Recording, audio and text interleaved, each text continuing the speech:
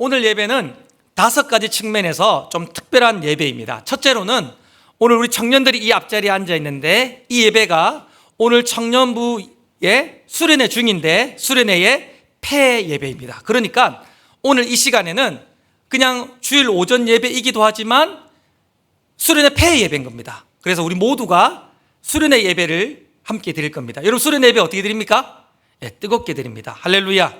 자, 두 번째로는 우리 청소년들이 오늘 특송을 했는데 우리 청소년들이 수련회 이후에 이제 헌신과 결단을 다짐하는 마음으로 특송을 했습니다. 그래서 오늘 예배는 또 어떤 예배이냐면 헌신과 결단을 담은 예배입니다. 할렐루야.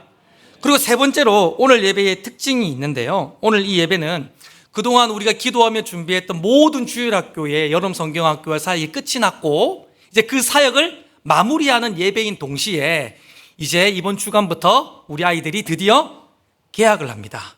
학교를 가는 거예요. 그래서 오늘 이 예배는 또 어떤 예배이냐면 새롭게 시작되는 한 학기 또 새로운 삶에 대한 다짐과 헌신과 결단이 있는 그런 예배입니다. 그리고 네 번째로 이 예배가 특별한 이유는 뭐냐면 오늘은 주일학교 예배가 없습니다. 그리고 온 주일학교 아이들이 영아부부터 유치부, 어린이부, 청소년부, 청년부까지 이 예배에 함께 참석해서 함께 온 세대가 드리는 온 세대 예배로 드려지는 좀 평상시보다 특별한 예배인 것입니다.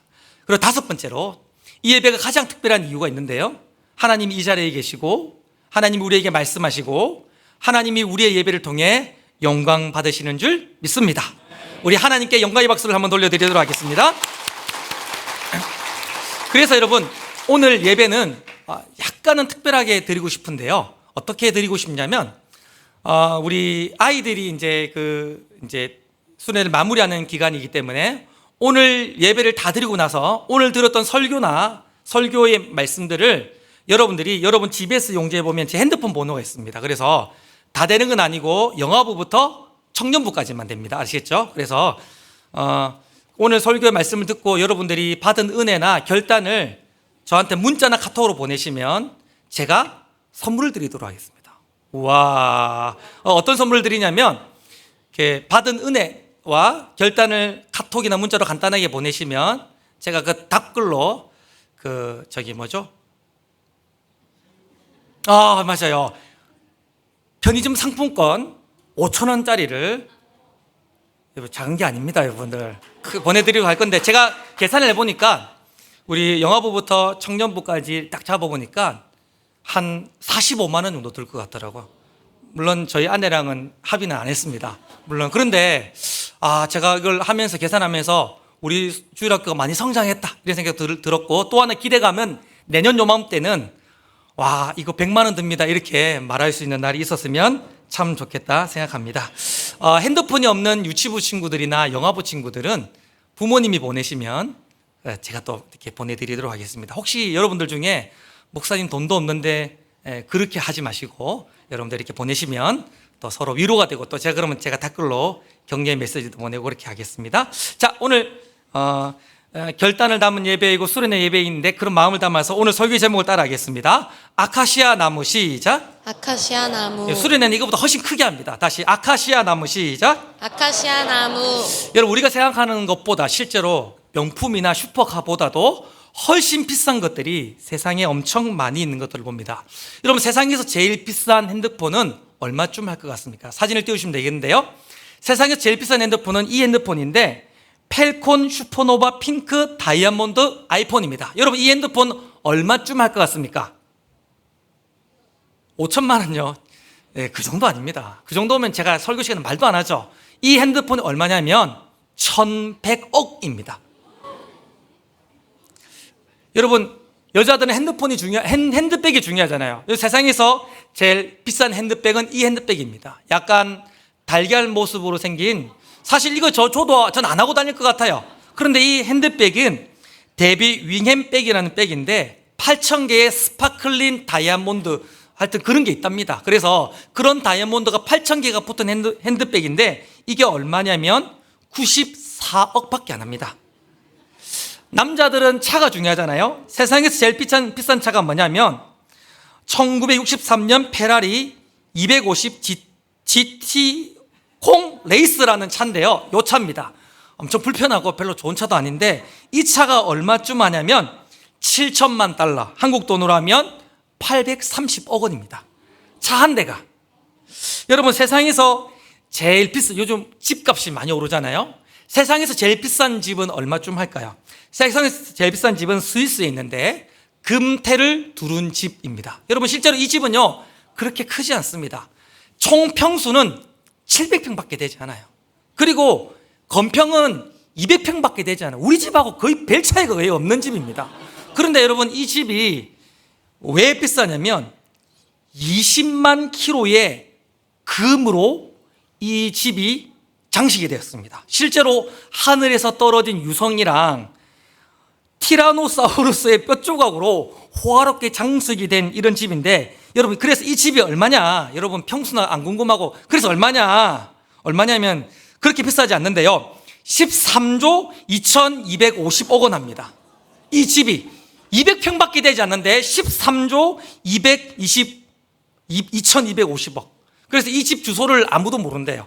그러니까 우리 같은 사람이라면 가서 살짝만 끌고 오면 좋겠다 이런 마음으로 갈 수 있을 것 같아서 이 집의 주소는 극비에 붙여지고 있답니다. 그런데 여러분, 이런 것보다 훨씬 더 비싼 물질이 하나 있습니다. 바로 이 물질인데 반물질이라는 물질입니다.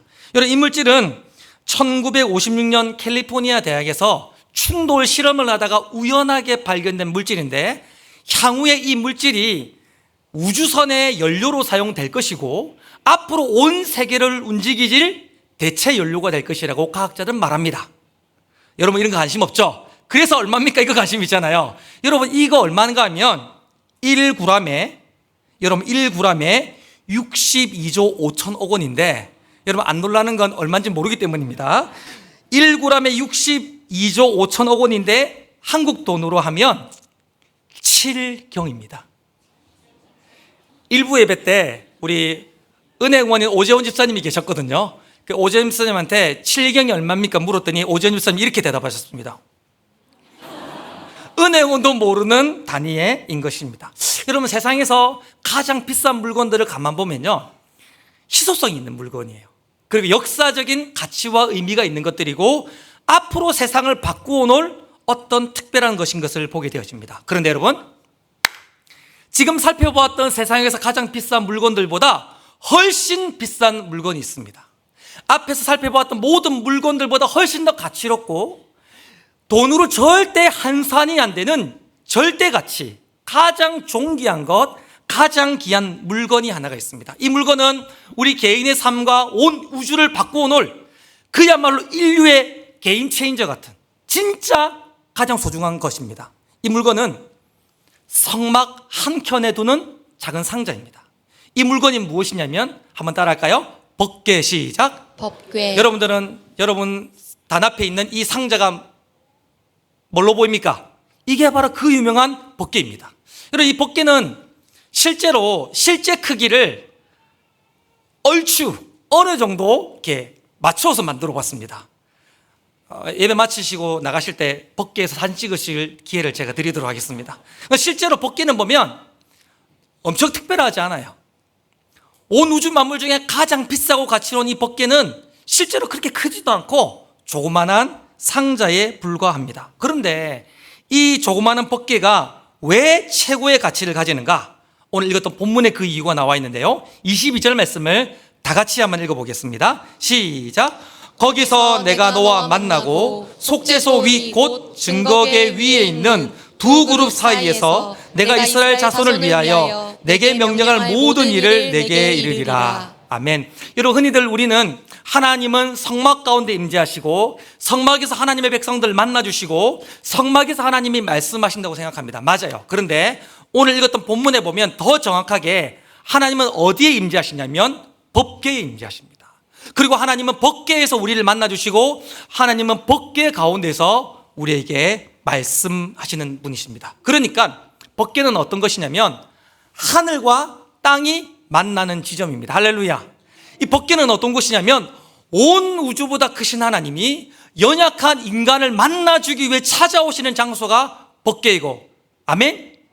이 법궤는 어떤 의미가 있냐면 그 살아계신 하나님이 우리에게 말씀하시는 곳이 바로 이 법궤인 줄 믿습니다.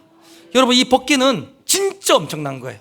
진짜 놀라운 거예요. 그런데 여러분, 이 법궤를 뭘로 만드는지 혹시 알고 계십니까? 이 법궤의 주 재료가 여러분 뭔지 혹시 아십니까? 우리 10절 말씀을 보시면 이렇게 말하고 있는데, 그들은 조각목으로 궤를 짜되, 조각목으로 법궤를 짜대라고 말하고 있습니다. 여러분, 조각목이 뭐냐면 아카시아 나무입니다.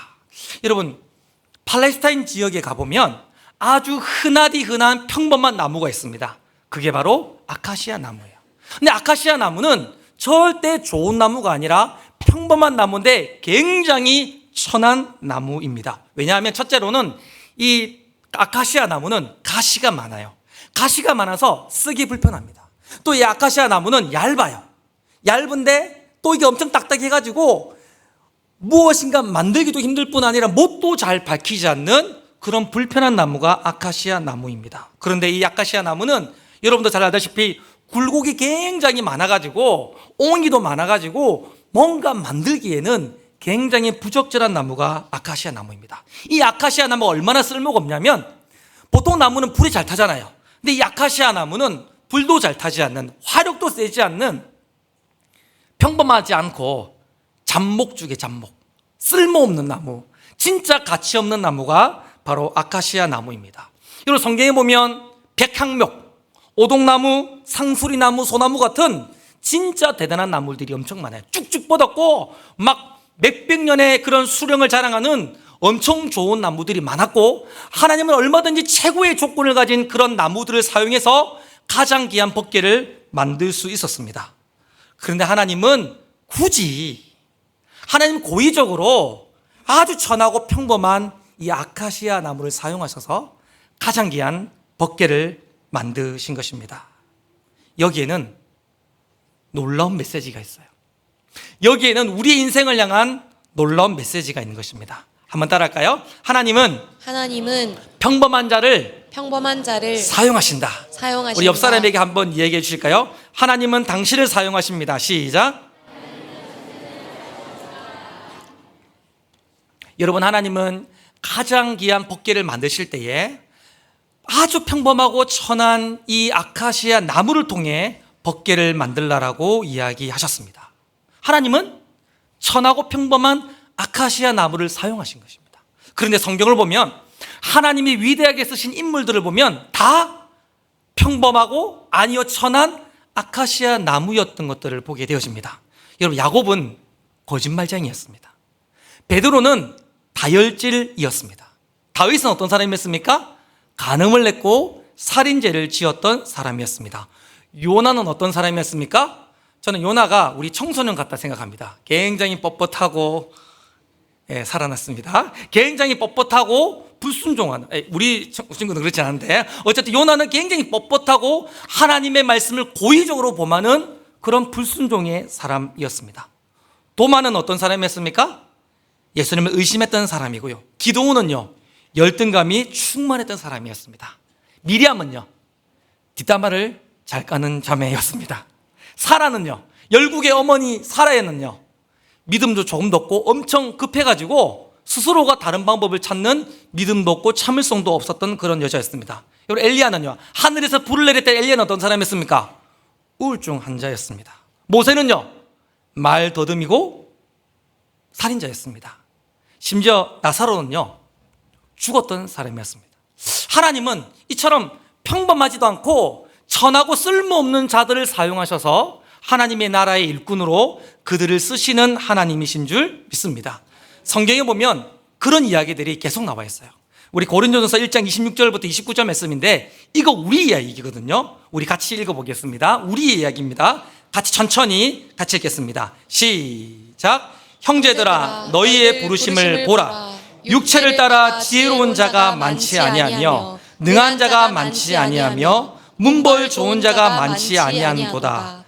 그러나 하나님께서 세상에 미련한 것들을 택하사 지혜 있는 자들을 부끄럽게 하시려고 세상에 약한 것들을 택하사 강한 것들을 부끄럽게 하려 하시며 하나님께서 세상에 천한 것들과 멸시받는 것들과 없는 것들을 택하사 있는 것들을 폐하려 하시나니 이는 아무 육체도 하나님 앞에서 자랑하지 못하게 하려 하심이라. 아멘. 이런 사도 바울이 하나님이 사랑하시고 하나님이 들어쓰시고 하나님이 귀하게 쓰시는 하나님의 사람들을 보니까 하나같이 미련하고 약하고 천하고 멸시받고 가진 것이 없는, 진짜 별 볼 일이 없는, 자랑할 것이 없는 뭐였습니까?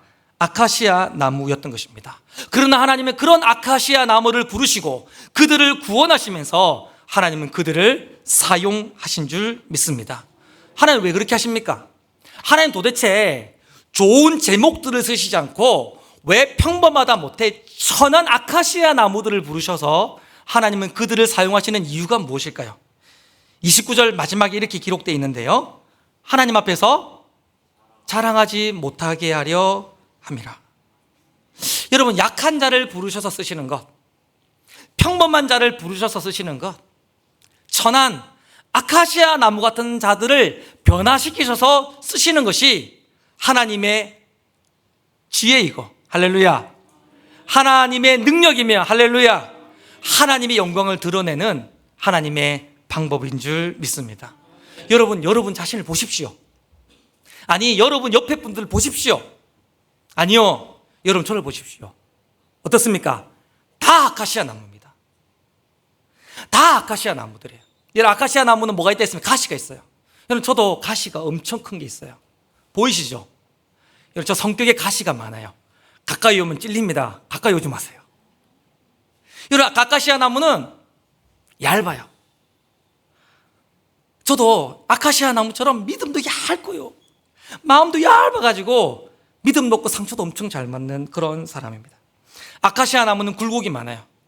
제 인생도 굴곡이 많고, 그래서 상처도 많이 받았고, 그래서 인생에 열등감 투성입니다. 제가 딱 아카시아 나무예요. 아카시아 나무는 엄청 뗀뗀합니다. 저는 아카시아 나무처럼 강팍하고요, 믿음도 별로 없고 연약합니다. 잘 안 바뀌어요. 근데 아카시아 나무는 불에 잘 타지도 않습니다.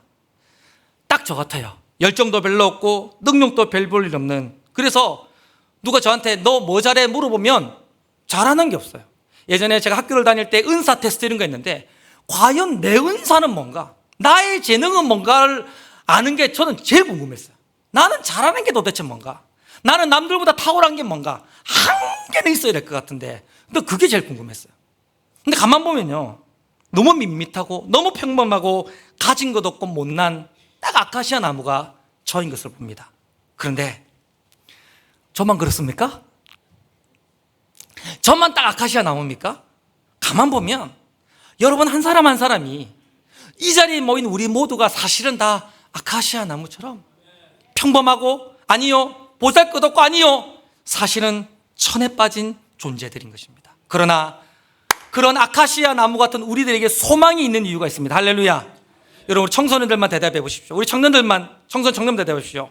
아카시아 나무 같은 우리 청소년 청년들에게도 소망이 있는 줄 믿습니다. 그게 뭐냐? 왜 소망이 있는가? 하나님이 그런 연약하고 평범하고 잘하는 것 없는 우리들을 들어 쓰시는 분이 하나님이신 줄 믿습니다. 그게 우리의 소망인 것이죠. 여러분, 미켈란젤로라는 사람, 조각가이자 화가였던 미켈란젤로에 대한 이야기를 들어보셨을 것입니다. 어느 날 미켈란젤로가 어느 한 대리석 가게를 지나갔던 적이 있었습니다. 그런데 거기에 커다란 대리석 조각이 하나가 있었어요. 그래서 이 미켈란젤로가 주인에게 물었습니다. 주인이요, 이 커다란 대리석은 얼마쯤 합니까? 라고 물었더니 갑자기 이 주인이 막 침을 튀기면서 갑자기 말하는 겁니다. 아이고, 그거 가격 묻지도 마세요. 가격 없습니다.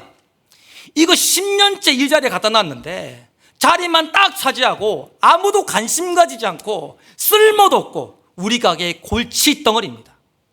아무도 관심 가지지 않고 아무도 찾지 않고 쓸모없는 우리 가게의 골칫덩어리, 이것입니다. 이거 가져가세요. 그냥 가져가세요. 미켈란젤로는 그 대리석을 가져왔습니다. 그리고 아무도 주목하지 않고 쓸모없었던 그 대리석 조각을 조각하기 시작했습니다. 그 1년이 지났습니다. 그리고 그 대리석 주인을, 가게 주인을 자기 집으로 초대했습니다. 그리고 당신이 버렸던, 쓸모없다 여겼던 그 대리석 조각으로 조각한 게 이겁니다라고 보여줬습니다. 바로 그것이 이것입니다. 여러분, 미켈란젤로가 만들었던 작품 중에 가장 탁월한 예수 그리스도의 상이라고 하는 작품이었습니다. 그럼 뭡니까? 쓸모없고 천하고 아무도 관심 가지지 않았던 이 대리석이 작가의 손을 거치자 가장 아름다운 작품으로 쓰임받았습니다. 마찬가지입니다. 아무도 주목하지 않는 우리의 인생, 잘하는 것 하나도 없는 인생, 뻣뻣하고 가시가 많고 재능도 하나 없고 아무런 조건도 없고 공부도 못하고 자격증도 한 게 없고 앞날이 까만 터널 같은 그런 우리의 인생이라 할지라도 전능하신 하나님의 손에 부여잡힐 때 할렐루야, 위대하신 하나님이 우리의 인생을 만드실 때 할렐루야, 하나님이 우리 인생을 위대하게 사용하시는 줄 믿습니다. 오늘 저는 우리 청소년 청년들이 이 자리에 앉아 있고 우리 주일학교 조그만 아이들이 지금 뭔 말 하는지도 모르지만 이 자리에 앉아 있지만 우리들에게 소망이 있다 생각합니다. 그것은 우리 스스로에게 소망이 있는 것이 아니라 우리를 쓰시는 하나님에게 소망이 있는 줄 믿습니다. 하나님 우리의 인생을 만드시고 그분이 우리의 인생을 빚어가실 때에 하나님 쓰시는 아름다운 인생으로 쓰임받게 될 줄을 믿습니다. 그런데 두 번째로, 하나님은 아무나 아무 아카시아 나무나 쓰시는 것이 아닙니다.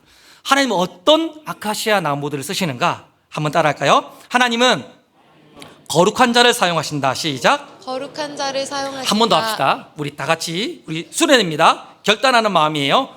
우리 주일학교 친구들도 다 같이 해보는 겁니다. 자, 시작. 하나님은 거룩한 자를 사용하신다. 아멘. 여러분, 하나님은 거룩한 자를 사용하시는 줄 믿습니다.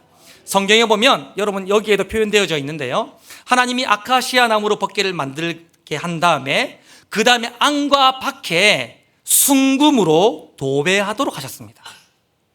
여러분, 순금으로 법궤를 도배한다는 말의 뜻은 상징인데요, 순금은 뭘 뜻하냐면 순금, 아무것도 들어있지 않기 때문에 거룩함을 상징하는 것입니다. 순금으로 이 법궤를 도배했다는 말은 이 법궤가 거룩하다는 거예요. 하나님은 아무나 쓰시는 것이 아닙니다. 하나님은 아무나에게 임재하셔서 아무나 들어 쓰시는 것이 아니라, 아무나를 만나주시는 것이 아니라, 아무나에게 말씀하시는 것이 아니라, 하나님은 거룩한 자에게 찾아오시고, 하나님 거룩한 자에게 말씀하시고, 하나님 거룩한 자를 들어서 쓰시는 거룩하신 하나님이신 줄 믿습니다. 법궤가 얼마나 거룩하냐면, 여러분 있잖아요, 법궤는 아무나 못 만집니다. 누가 만질 수 있습니까? 목사가 만질 수 있습니까? 제사장이 만질 수 있습니까? 아닙니다. 이 법궤는 오직 레위 지파 중에서도 고앗 지파 자손들만 만질 수 있었습니다.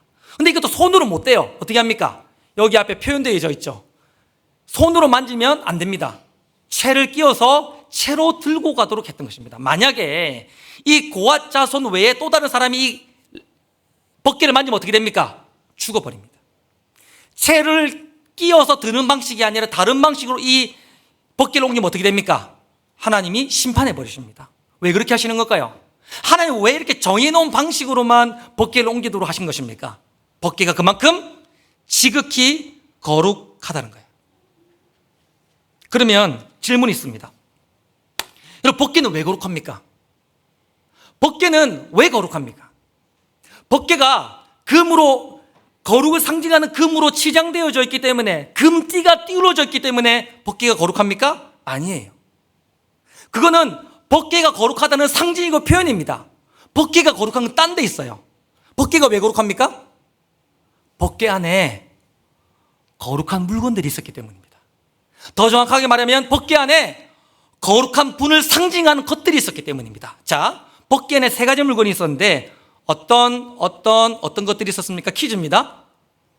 그것이 있었습니다. 여러분, 제가 얼마나 친절한 설교자냐면 제가 실제로 준비했습니다. 처음으로 십계명의 두 돌판이 있었습니다. 제가 십계명의 두 돌판을 가져왔습니다. 이겁니다. 십계명의 두 돌판. 여러분, 십계명의 두 돌판. 그 다음 뭐 있었습니까? 아론의 쌍난 지팡이. 저는 주일학교를 안 다녀가지고 아론의 쌍난 지팡이가 두 개인지 쌍난 지팡이인 줄 알았어요. 쌍절곤처럼. 근데 그게 아니라 지팡이인데, 지팡이는 죽었는데 싹이 난 지팡이였습니다. 또 하나가 있었습니다. 뭡니까? 여러분, 친절하게 준비했습니다. 만나를 담은 항아리가 있었습니다. 여러분, 제가 성경을 읽다 보니까 만나가 어떻다라고 되면 까칠까칠한 꿀 섞은 과자라고 말하고 있어요. 딱 그건 조총육아인데요. 아마 천국 가보면 아마 이게 만나일 것 같아요. 제 생각에는 까칠까칠한 꿀 섞은 과자. 이 조총육아가 딱 그렇거든요. 어쨌든 죄송합니다. 여러분, 법궤 안에 들어있었던 세 가지 물건은 사실은 인간의 죄악됨을 상징하는 물건인 동시에 가장 거룩하신 한 분을 상징하고 있었습니다. 자, 먼저 십계명의 두 돌판, 말씀이죠. 하나님이 백성들에게 말씀하신 말씀이에요. 요한복음 1장에 보면 예수님을 가르쳐 뭐라고 말했습니까? 그분은 말씀이신데 그분의 말씀은 태초부터 계셨다고 말하고 있습니다. 이 십계명의 두 돌판도 결국은 예수 그리스도를 상징하고 있습니다. 두 번째로 아론의 싹이 난 지팡이. 여러분, 지팡이예요. 지팡이는 바짝 말라 죽었습니다. 죽은 지팡이, 죽은 막대기를 사용하고 있어요. 근데 거기에 뭐가 났습니까? 생명력 있는 싹이 났습니다. 죽음과 생명을 상징하고 있습니다. 곧 그리스도의 십자가의 죽음과 부활을 상징하는 것이 아론의 싹난 지팡이입니다. 여러분들이 제일 좋아하는 만나 뭡니까? 요한복음 6장에 보면 예수님은 내가 구약 성경에 말하는 만나다, 내가 하늘에서 내려온 구약의 만나다라고 스스로를 지칭해 말씀하셨습니다. 여러분, 법궤 안에 뭐가 있었어요? 다 예수님을 상징하는 상징물들, 다 예수님을 예표하는 예표들, 다 예수님을 떠오르게 하는 어떤 신령한 것들이 들어있었단 말입니다. 법궤가 거룩한 이유가 뭡니까? 금으로 치장해서가 아니에요. 하나님이 법궤를 사용하시는 이유가 거룩하기 때문인데, 그 법궤가 거룩한 이유는 뭐냐면 그 안에 들어있는 것들이 거룩하기 때문인 것입니다. 마찬가지입니다. 초라하고 별 볼 일 없는 우리들을 하나님이 쓰시는 이유는 하나입니다. 우리가 거룩한 자가 되어져야 되는 것이죠. 할렐루야. 근데 우리가 어떻게 거룩한 자가 되어져서 쓰임받는 인생이 되는가? 금으로 치장해서 되는 것이 아닙니다. 우리 안에 가장 존귀한, 가장 거룩한 진짜 생명이신, 여러분 진짜 크게 아멘 하셔야 됩니다, 예수 그리스도가 계셔야 되는 줄 믿습니다. 그분이 내 안에 계시면 내가 거룩한 자가 되어서 하나님이 쓰시는 인생이 되어지는 것이죠. 많은 사람들은 교회를 다니지만 착각합니다. 여기 우리 청소년들도, 우리 청년들도 살아가면서 헷갈리며 착각합니다. 뭐요? 하나님께 쓰임받기 위해서, 내가 행복한 인생이 되기 위해서, 내가 특별한 인생이 되기 위해서 이 법궤처럼 금으로 치장해야 된다고 생각합니다. 금띠를 띄우면서 화려하고 안정적인 스펙을 가지고 좋은 고등학교를 가고 좋은 대학을 가고, 그래서 누구나 인정할 만한 좋은 직장에 가서 많은 돈을 벌어야지만 금으로 치장한 인생이 되어져야 되만 쓰임받고 성공한다고 생각합니다. 많은 사람들은 안정적인 자산이 있어야 내가 행복한 인생을 살 수 있다고 생각합니다. 마치 법궤를 금으로 치장했듯이. 많은 사람들은 세상 사람들보다 뭔가 많이 가져야지만, 어떤 특별한 능력을 가져야지만 내가 행복해질 수 있고 성공할 수 있고 행복한 인생을 살 수 있다고 생각합니다. 마치 법궤를 화려한 금으로 치장했던 것처럼요. 여러분, 이건 상징에 불과해요. 법궤가 화려한 금으로 뒤덮인 것, 금띠가 띄울려진 것, 이건 상징에 불과하다는 말입니다. 뭘 상징합니까? 그 안에 가장 귀한, 그 안에 진짜인 그리스도가 있다는 것을 상징해주고 보여주는 것뿐이라는 것이죠. 여러분, 그러므로 우리에게 있어서 제일 소중한 일이 있습니다. 우리에게 있어서 가장 시급한 일이 있습니다. 우리에게 있어서 생명보다 더 중요한 어떤 일이 있습니다. 바로 그리스도를 내 안에 모셔드리는 것인 줄 믿습니다. 그러면 그분이 내 안에 계시기에 내가 거룩한 인생이 되어서 하나님께 쓰임받는 인생이 되는 것이죠. 오늘 청년들, 청소년들, 우리 아이들 있고, 또 이들을 자녀로 둔 우리 부모님들이 계시고, 이 자리에 계시지 않지만 우리 자녀들을 타지로 보낸 우리 부모님들이 이 자리에 계실 것입니다. 여러분, 저는 사역을 오래 하면서 너무 감사한 건, 제가 중학교 때 가르쳤던 아이들이 어떻게 자라는지를 보고, 제가 청년 때 가르쳤던 아이들이 어떻게 어른이 되어온 것을 보는 것이 참 감사하다 생각합니다. 저는 아카시아 나무 같은 아이들이 자라서 하나님이 어떻게 그들의 인생을 이끌어 가시는지를 정말 많이 봤어요. 그런데 저는 또 어떤 안타까운 인생을 보았냐면, 당장에 눈에 보이는 어떤 화려한 금으로 치장하는 것들처럼 좋은 대학 가고 좋은 직장 가고 어떤 뭔가를 성취하는 것이 더 시급하게 보여가지고 그걸 향해 막 쫓아갔는데 정작 중요한 인생의 그분은 치장했지만 정작 중요한 그리스도가 안에 계시지 않아서 눈물 흘리고 땅을 치며 후회하는 많은 부모님들을 보았습니다. 여러분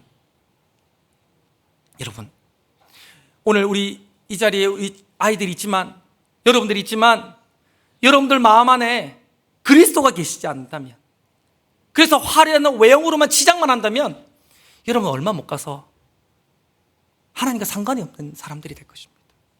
부모님들 우리 아이들이 이 자리에 이렇게 귀하게 앉아있지만 이들이 그냥 종교 생활만 하고 금으로 치장한 어떤 외형적인 것들을 추구하며 살아가면 이들에게 자유가 주어졌을 때 하나님이 없는 인생이 되어서 여러분 눈물을 흘리며 피눈물을 흘릴 날이 있을 것입니다.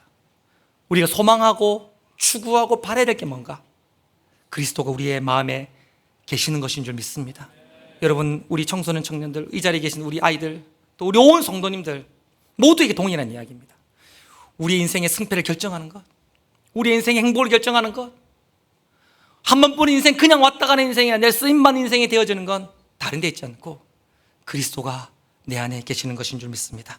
우리 고린도서 4장 7절 말씀을 한번 같이 읽어볼까요? 시작. 우리가 이 보배를 질그릇에 가졌으니 이는 심히 큰 능력이 하나님께 있고 우리에게 있지 아니함을 알게 하려 합니다. 우리가 질그릇인데 아카시아 나무인데 보배가 있답니다. 그 보배가 뭐냐면 4장 6절에 보면 그리스도라고 말하고 있습니다. 우리 인생의 가장 중요한 승패, 가장 시급한 일, 중요한 일, 그리스도를 모시는 것입니다.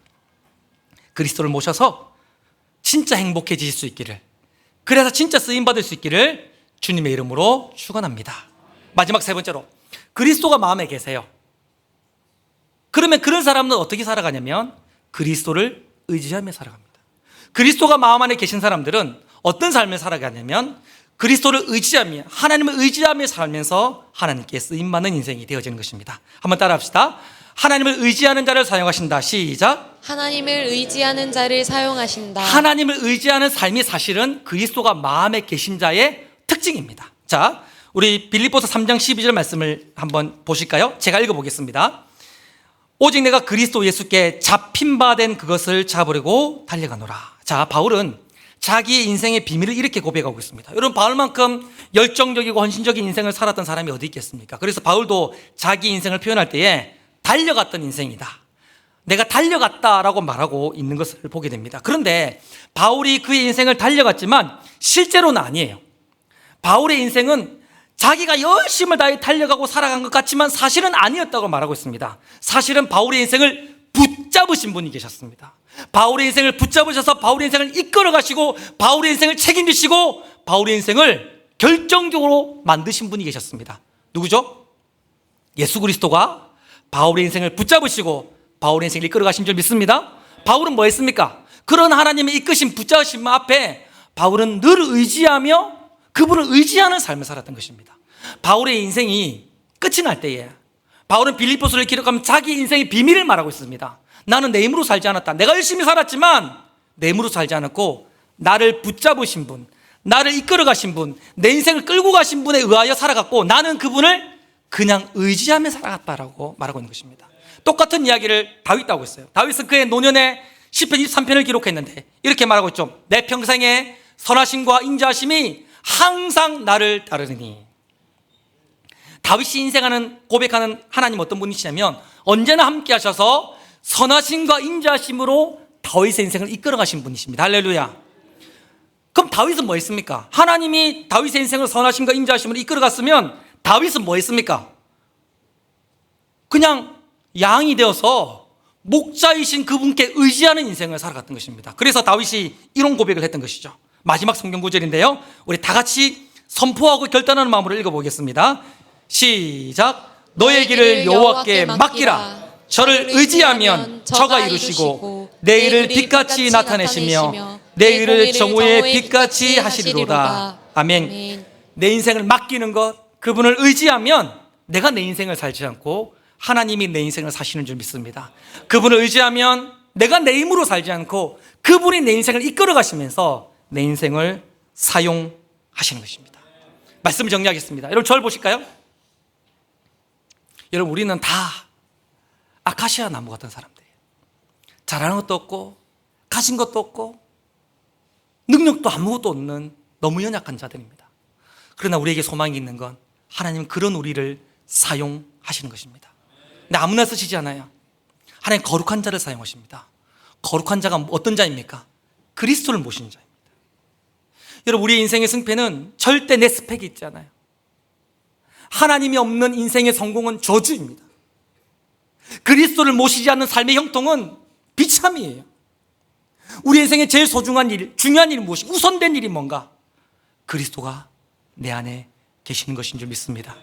그리스도가 내 안에 계신 자는 어떻게 살아가냐면 하나님을 의지하며 삽니다. 왜냐하면 하나님이 내 인생을 이끌어 가시기 때문에 그분을 의지하는 거예요. 내 인생을 이렇게 막 질질질 끌고 가시는데 핸드마이크가 있으면 제가 리얼하게 보일 수 있을 것 같은데 하나님이 내 인생을 이끌어 가시는데 우리는 뭐 하는 거냐? 내 인생을 이끌어 가시는 하나님의 손을 붙잡고 살아가는 게 우리의 신앙생활인 겁니다. 하나님 내 인생을 이렇게 내 인생을 이끌어 가시는데 우리는 그 하나님의 손을 붙잡으면서 그분을 의지하며 살아가는 게 이게 우리의 인생이라는 것입니다. 이렇게 마치면 하나님 의지하고 살아야지 끝날 것 같아요. 그래서 하나님을 의지하는 사람에게 일어나는 두 가지 특징이 있습니다. 이렇게 살면 하나님을 의지하는 겁니다. 첫째는 한 번만 따라합시다. 예배, 시작. 예배. 하나님을 의지하는 사람은 예배에 목숨을 걸어요.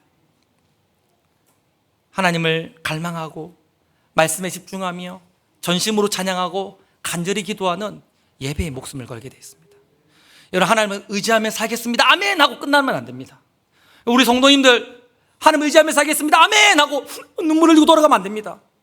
소그룹 시간에 나 하나님 의지하며 살겠습니다 하고 돌아가면 끝입니다. 하나님 의지하며 살겠다는 결단이 뭘로 드러나야 됩니까? 따라합시다. 예배. 예배의 모습으로 달라져야 되는 것이죠. 눈빛이 살아나고 자세가 발라지고 입이 막 크게 벌어지고 막 이런 모습으로 달라져야 되는 것이죠. 두 번째로는 한번 따라합시다. 성실, 시작. 성실. 어느 신학자는 말하기를 그리스도인들에게는 두 가지 예배의 터전이 있다고 말했습니다. 첫 번째 터전은 교회이고 그런 교회의 예배의 힘을 통해 세상으로 나아가 세상에서 우리는 예배합니다. 우리 계약 축하합니다. 할렐루야.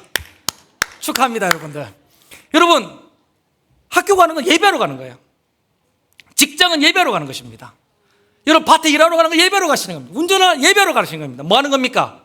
내 삶의 예배를 드리는 것입니다. 그런 사람들은 성실합니다. 수업 시간 엎어지지 하지 않습니다. 근무 시간 딴짓하지 않습니다. 누구보다 성실하게 하나님이 내게 주신 예배의 시간, 터전, 삶의 시간을 성실로 살아가게 되는 것이죠. 하나님을 의지하십시오. 그것은 예배와 삶의 성실로 드러나는 것입니다. 그렇게 사셔서 쓰임받는 이 시대의 아카시아 나무들 될 수 있기를 주님의 이름으로 축원합니다.